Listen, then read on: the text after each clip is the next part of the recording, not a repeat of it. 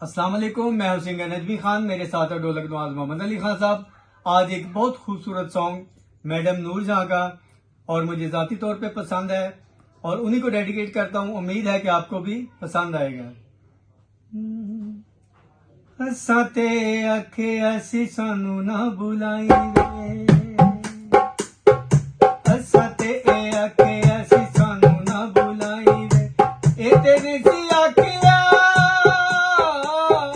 ए तेरे सी आखिया जहान छड़ जाई वे, असां ते आखे असी सानू ना बुलाई वे, ए तेरे सी आखिया जहान छड़ जाई वे, असां ते आखे असी सानू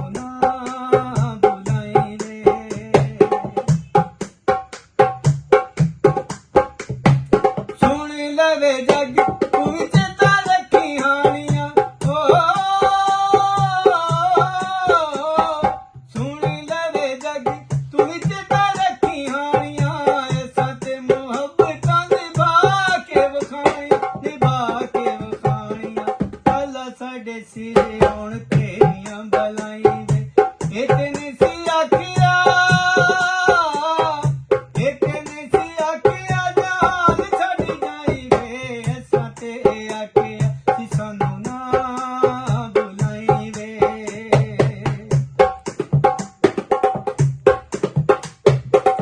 तेने ते गिल जहान मेले होणगे,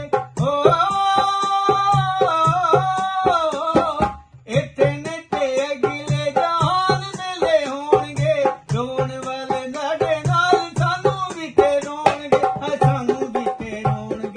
ओथे मिल पड़ी ते अखां ना चुराई वे, ए तेने सी आखिया, ए तेने सी आखिया जहान छड़ जाई वे, असां ते आखिया कि सानू ना बुलाई वे, ए तेने सी आखिया जहान छड़ जाई वे, असां ते आखिया सी सानू ना बुलाई वे, असां ते आखिया सी सानू ना बुलाई वे।